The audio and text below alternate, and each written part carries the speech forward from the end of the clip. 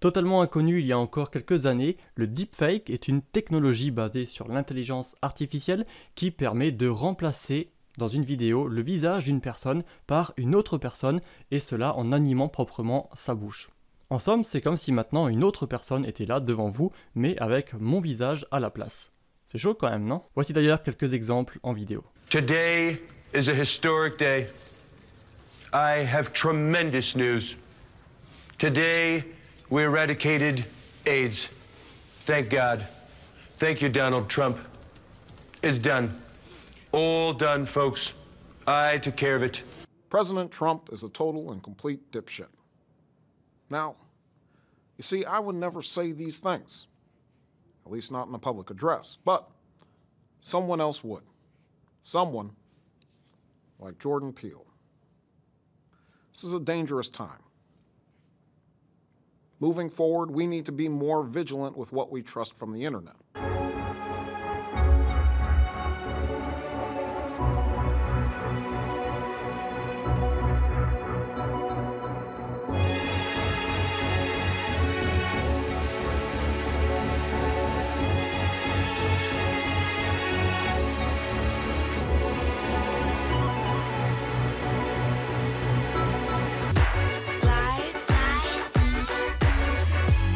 Le problème avec ce type de technologie, certes utile pour le cinéma, par exemple si vous avez un cascadeur qui fait une action un petit peu dangereuse, eh bien on peut remplacer son visage par celui d'un acteur, c'est très pratique, très utile pour faire des effets spéciaux réalistes, etc.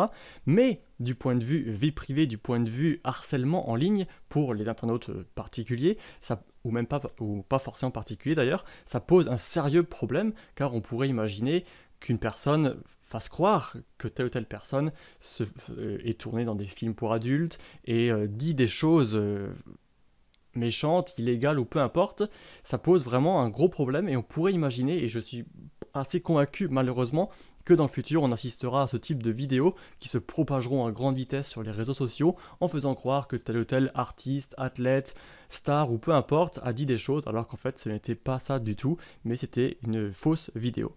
Comme quoi, en ce moment, on a un petit peu l'habitude de faire attention, on va dire, aux images. On sait que ça peut être truqué, Photoshop, etc.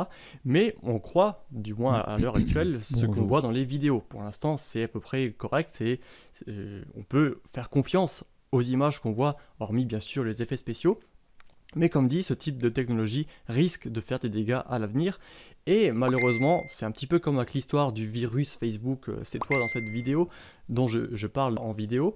Eh bien, on en parle déjà depuis 2016, 2015, même encore avant. Et pourtant, 5 ans après, eh bien, c'est encore à la mode, on va dire, c'est encore connu, ça se propage encore sur les réseaux sociaux et des gens tombent encore dedans. C'est pour cela que j'imagine que même si j'en parle aujourd'hui, ça risque encore de tomber plus tard. Et malheureusement, la seule vraie prévention, c'est justement de faire de la prévention, de vous dire ce qu'il en est, de vous sensibiliser sur ce sujet.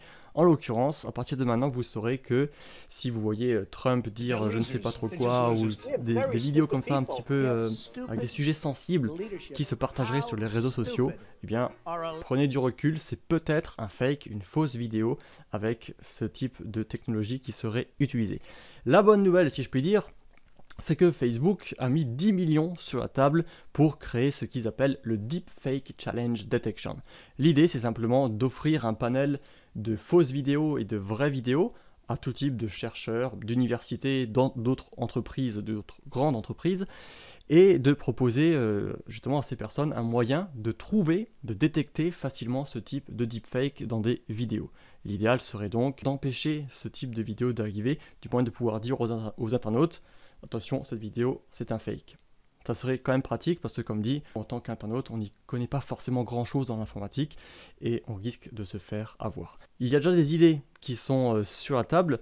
Par exemple, l'idée serait de créer ce qu'on appelle une empreinte numérique de la vidéo. C'est un petit peu le fonctionnement des hashes, je ne sais pas si vous en avez déjà entendu parler.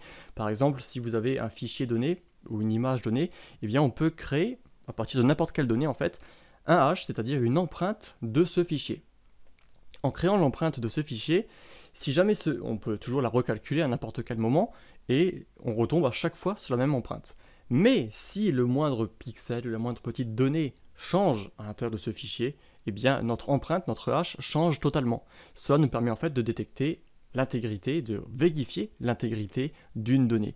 Et cela, l'idée serait de le faire pour une vidéo, calculer donc une empreinte sur une vidéo officielle, générale, et ainsi de pouvoir déterminer si elle a été modifiée. Le problème, c'est qu'il faudrait déjà avoir la vidéo source, et c'est pas forcément des choses très faciles à mettre en place. Il faudrait réussir à l'adapter à ce deepfake, à ce deep learning, et c'est pour cela que, comme dit, Facebook investit là-dessus et vous propose, si vous le souhaitez aussi, je ne sais pas si on peut participer en tant que particulier, en tout cas plusieurs entreprises le font et essayent donc de se prémunir de ce type d'arnaque potentielle.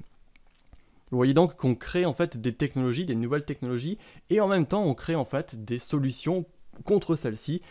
Et malheureusement, c'est ce qui risque souvent d'arriver dans le futur. Encore une fois, voici pour cette courte vidéo, je voulais juste simplement vous prévenir. Attention sur les réseaux sociaux, je suis sûr qu'on va tomber à l'avenir sur ces types de deepfake. Ne vous faites pas avoir, questionnez toujours les choses et continuez toujours à apprendre. Merci d'avoir vu cette vidéo et à très bientôt.